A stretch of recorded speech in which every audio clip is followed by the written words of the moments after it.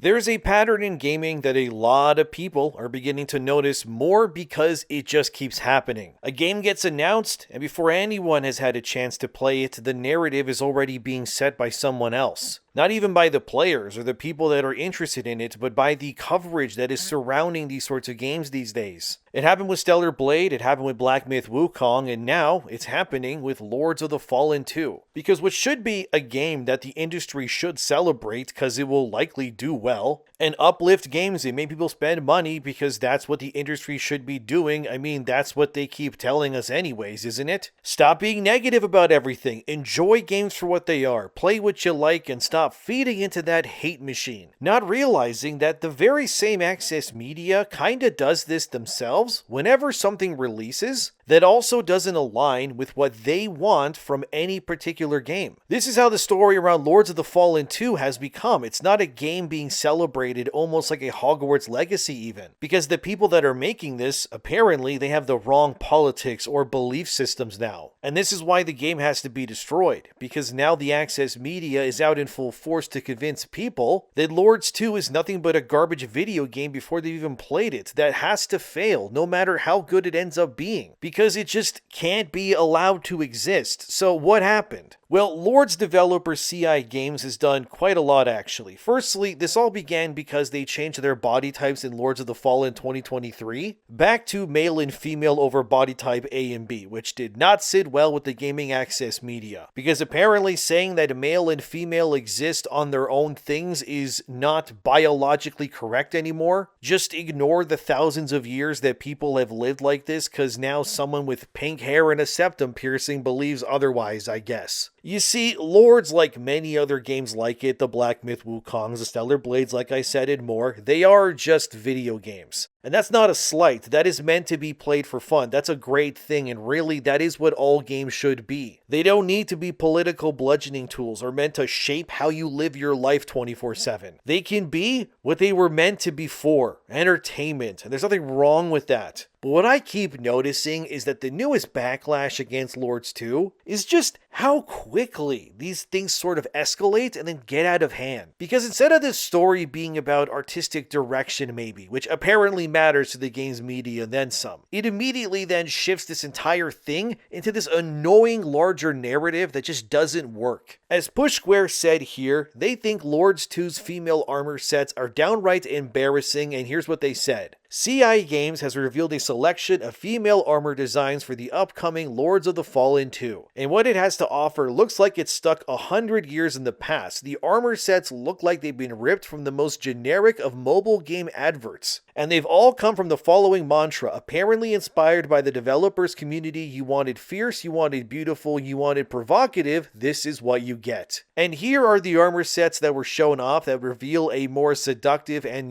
very revealing look to them, which apparently that's a bad thing now. I did have to block one of the armor set's assets there because it might be a little too risky and spicy for YouTube, I gotta admit. But either way, I think the armor sets here look fine, because again, games like this are all about player choice anyways. What is it that Doom 2016 once said? You control the buttons you press? Yeah, kind of like that. You see, these armor sets remind me anyways of something that existed in maybe Diablo 2 or games of that era, where female beauty was still a focal point when playing a female character. Remember Dragon Age Origins and how Morrigan looked? God, what I would do to have more characters like that. Besides, it's undeniable that having attractive characters is a good idea. It doesn't mean that you need your characters to be in a thong 24/7, it doesn't mean your game is automatically amazing, but allowing that beauty to shine through is never not a bad thing in my opinion. But that being said, the game's media clearly hates this, because apparently this is outdated and lewd. Okay, so Ryan Hill, he works at CI Games, he quickly came with receipts, for example, with this armor set as you can see there, which depicts a female character in Lords 2 that you can wear if you want to be fully clothed. Like the female armor is, it's everywhere, right? Like only the hair is showing, that's great. And I think personally, all of these armor sets look cool too, and I think it's never a bad thing to have variety when it comes to how characters can look, especially in a Souls game. I mean, like, after all, right, fashion Souls is a thing for a reason. Dark Souls Souls has fashion, as did Bloodborne and Elden Ring too. You could wear full-blown skirts and sandals in Elden Ring with your chest exposed as a man, or show as much skin as you want as a woman too. Weirdly, Elden Ring didn't get any flack for this. Either did Dark Souls 1 or 2 or 3 or really anything From Software made either. These game media types are hyper-focusing on the more provocative sets in Lords 2 because it allows them to act outraged. Which is funny, because these are the same media types that will cry saying that influencers and streamers just get outraged every day for clicks. And then they just go and, do the same thing they call as a problem, which is funny to me. But the backlash got so out of hand that Lords 2 had to respond to the fabricated problem the gaming media was trying to make to ruin CI Games' next release, by showcasing other female armor sets, as you can see here on screen. Here are some more female armor sets the player can then use if they want to. Again, you control the buttons you press, from fully clothed armored females to more seductive ones, or more agile base looking armor sets too. And all these armors can be worn by either male or female characters. Obviously they're going to look a little bit different based on the gender, which is normal. This has been the meta in many games for years. And there's also going to be over 100 armor sets in total at launch, which is kind of a lot.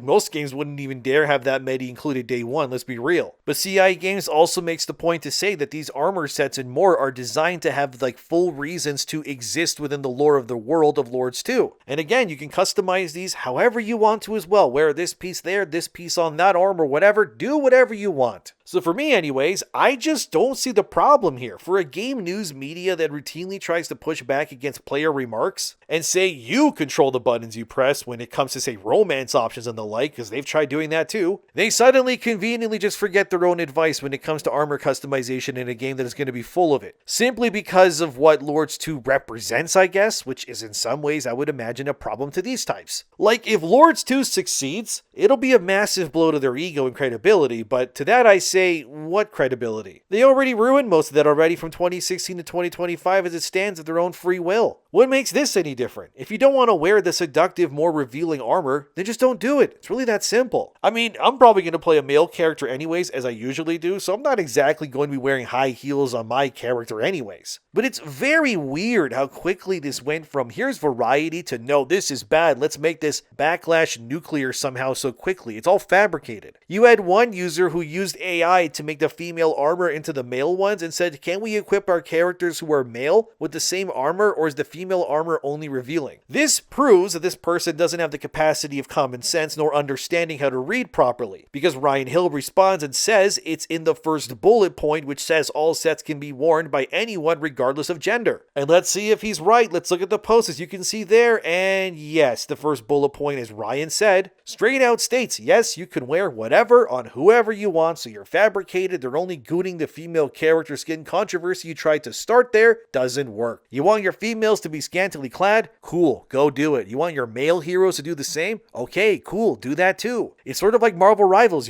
people always said, oh, they only make gooner skins for the female heroes, except they don't. Have you seen the swimsuit skins for characters like Punisher and Iron Fist and whatever? Yeah, it's definitely not only the females. Again, proving that media literacy is dead for many, and they lack common sense, which is, not really surprising. But either way, again, like I said, fabricated Backlash, gonna lie, I guess, but Push Square in their article attacking CI Games, then tries to use CI Games' own armor designs in the previous Lords of the Fallen games, as you can see there, as showing how they've done female armor in the past right, and how it's better than the gooner armor we're getting now. But Push Square knows they're lying, because again, CI Games showed that they have plenty of armor sets that look exactly like the armor that they want in the game too. So Push Square is just selectively outraged because armor they don't like exists in the game when they don't have to wear it. These people are just as bad as the so-called culture warriors they hate themselves. It's like two sides of the same coin here. Push Square then quotes Ryan Hill thinking they have another gotcha on them. Here's what Ryan said about how forced political statements can ruin their games. While some video games have recently taken the opportunity to empt social or political agendas within their experiences, it is clear that many players do not appreciate this, and as a result, we have seen a number of high-profile releases underperforming commercially during the last year alone. Where is the lie in there, Push Square? Yes, people just want video games to be escapism and fun. They don't want their games to be Trojan horses where the devs devs berate the player the entire time. How is this not a good thing? You mean how Last of Us 2 sold half of the first one, how Spider-Man 2 sold about half of Spider-Man 2018? Do I need to continue? Do we really need more of these sorts of games? This is what I don't get, right? You have this games industry media people, right? And they're always doom-pilling and writing articles how, oh my god, we're losing so many jobs. People aren't gonna buy games anymore. Our websites are losing traffic. We had layoffs. Why are so many devs and journalists leaving the industry? And they never stop to ask themselves why these things are happening, are they? Like, why is it that these games, primarily made in the West usually, don't sell well? Why is it that games journalists are leaving the industry behind for other things? Never once during all of this self-reflection do these types of people stop to ask themselves if they are the problem to their own suffering. I can't be the case. I can't be the problem. They're the problem. Then maybe we should have games that perform well and celebrate that are wanted. And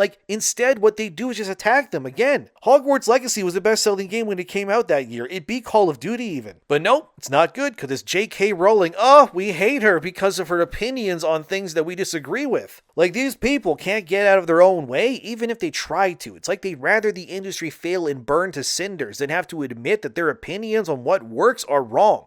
Push Square recited Ryan Hill again, and where he said this, our games will always be developed to maximize player enjoyment and commercial success. And as such, we will not be integrating any social or political agencies into these experiences going forward, having observed the high risk this can present. Again, where is the lie being told there, Push Square? Nothing Ryan said there is wrong. He's not saying you can't put political nonsense in your game. He is just saying that they looked at the data, they saw what happens when you do that, and they said, nope, we're not doing that. You can't get mad that a publisher and developer just want to go back to the old ways of making games, which is honestly a good thing. And I guarantee you that people like this Push Square journalist likely enjoyed games that were just like that. Fun. Like Super Mario or Kirby or God of War 2018 even. Doom 2016. That's a great example as well. Games that were just video games that existed in their worlds. They told their stories and that's it. They didn't need to beat you over the head with messaging because that's not the point of the game. These people are brainwashed too. But Marek Tominsky, that's the CEO of CI Games, he responded to Push Square where he also said this.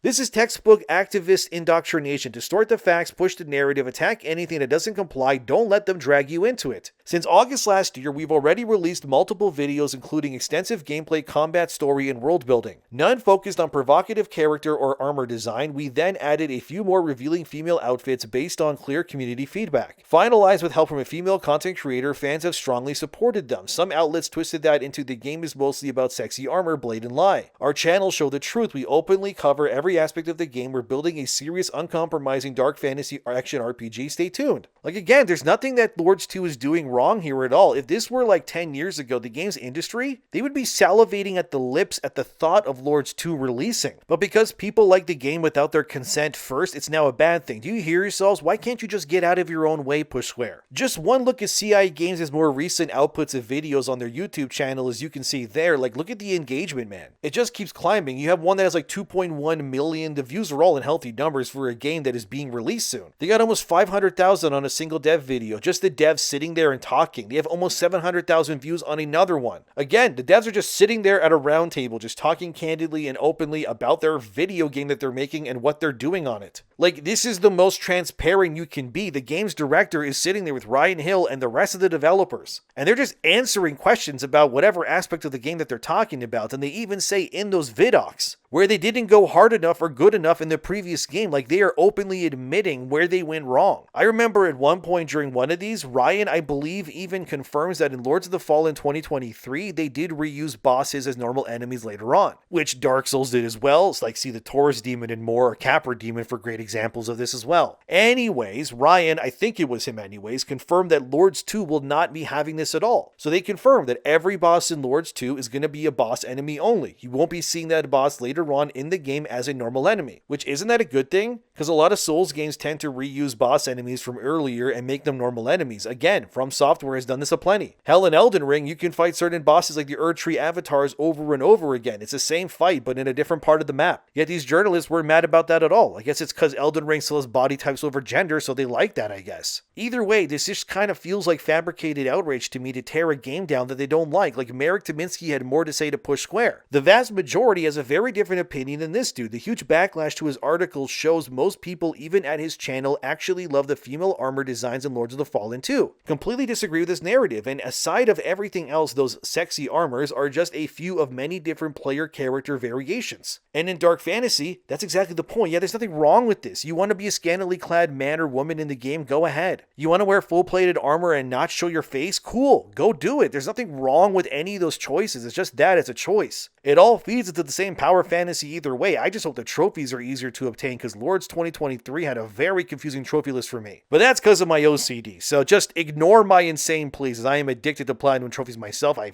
admit fully. But here's the thing, right? You saw how Push Square said that what Lords of the Fallen 2 is doing is wrong and how avoiding political nonsense and talking down to players doesn't apparently affect sales, right? They said that. Well, this is interesting in its timing, but as I was writing this video, Push Square also released a new article about Seiros. Remember the new Sony first-party game where you shoot aliens on an alien world and there was that big backlash on how the game's story is a humiliation ritual for male players? Which it kind of is, because I played the game and I covered this in a previous video already. Then Push Square and many others tried to say no, Seiros was the center of a misinformation campaign when it really wasn't. The game's story is what the game's story is. The black lesbian part, that was wrong, yes, which I said in my video too, but generally speaking, the game is still a humiliation ritual to a degree anyway. So Ryan Hill just said, as I showed you, that they don't want to put political correctness into their Lords 2 game because it affects sales, right? Okay. Push Square said, LOL, no, that's not true. Well, okay, fine, whatever. Well, let's look at this article, okay? Ironically from Push Square right now as it reads here. Seiros has a poor start as first sales data emerges. Wow, imagine that, Push Square, disproving your own argument against Lords 2. With your own coverage of Seiros like this. You guys just owned yourselves by admitting this, by the way. As Push Square says in their own article, look there, based on the information available so far, it would appear the game Seiros has had a somewhat slow start. Gee, I wonder why that is, Push Square. Walk with me here. Hold my hand while I tell you this. It's because of forced political correctness, isn't it? I mean, you're not going to admit it, but you know that's why. This is exactly the kind of thing that CI Games is trying to avoid. And you proved it yourselves, Push Square. Come on, what are we doing? Look, the people at Housemarque that made Seiros deserved better. It's their writers, like every studio like it, that ruins these games and undermines everybody's hard works on it. You really think that CI Games would be better off if they went screw the players, were adding more body types and pulled a veil guard? Again, this is why the industry is dying the way that it is. Because the people that are tasked with being honest and covering games media are not, in a traditional sense, saying what's actually going on these days. They're hiding it. It's not working. Seiros would have done better if they removed the humiliation ritual storyline. That is undeniable fact. Now people aren't going to want to play it or buy it because they know what's waiting for them. This is exactly why CI Games is vindicated in their positioning. They're not saying the entire games industry has to be like us. No. All they're saying is what they said. We looked at the data, we saw the things happen, and we went, no, we're good. No thanks. Look, even Polygon, as seen here, also attacks CI Games for the exact same reasons. Polygon, which had layoffs, by the way, in the past few years, because, again, surprise, they were pushing the same slop, and nobody wanted to engage or read their content, yet they're doubling down anyways. This is how the industry dies, guys, because these companies are listening to games journalists and their obvious terrible ideas over that of real people who actually buy and play video games. Dude, I have to become a gaming consultant at this point. I swear to God, if I could get hired by Sony or something to consult, I would 100% turn all of their games into non-BS bangers by just being honest and telling them to remove the stupid annoying elements to their games, and it'll save them so much money, man. There's a reason why God of War 2018 outsold Ragnarok, while Spider-Man outsold the second one. There's a reason why, whether the game's media hates Lords of the Fallen 2 or not,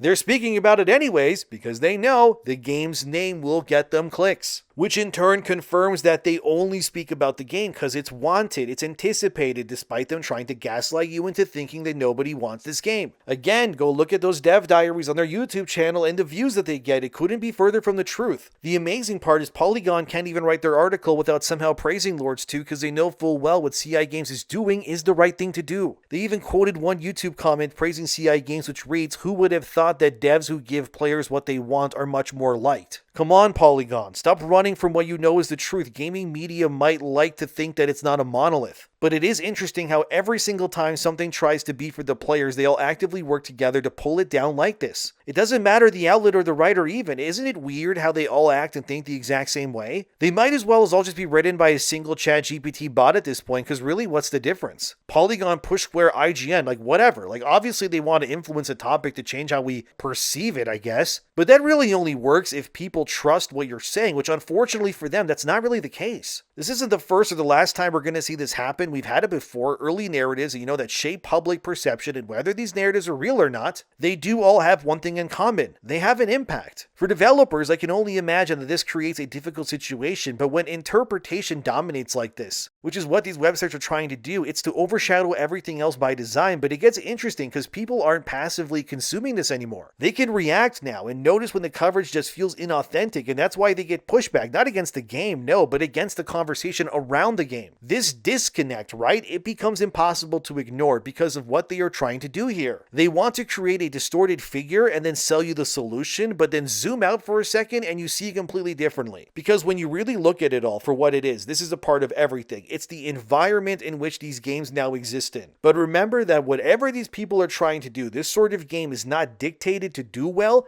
based on their opinions alone. It's much like Crimson Desert, right? It all comes down to word of mouth, the player experience, and the reception. And those are things are like what these types can't really control, and they are so very mad that they can't because it tends to unravel anything they say or do. The good news is players still have the final say. No matter what those early narratives are, no matter what the coverage tries to emphasize, if a game is good, it will find its audience, and that will never change. The situation here at least proves that the conversation surrounding a game can sometimes become just as influential or important as the game itself. And the key is to learn how to navigate this sort of mess without getting swept in the nonsense yourselves. Look, at the end of the day, players of games don't buy narratives, right? They buy games. And whatever happens when Lords of the Fallen 2 drops, that's what's going to matter the most, which is your opinion, your voice, your words that matter more than any website combined. So please always ask questions, dig deeper, don't even just take my words as gospel either. Seek out whatever you want that makes you curious. Get other opinions. Like do it, it's your life, whatever you want to do, right? You'll only get better the more that you learn about things after all. But thanks for watching. Subscribe if you'd like to. I'll see you guys next time. And man, these websites are stupid, dude. Just don't give in to what they're saying. Anyways, see you guys when I see you.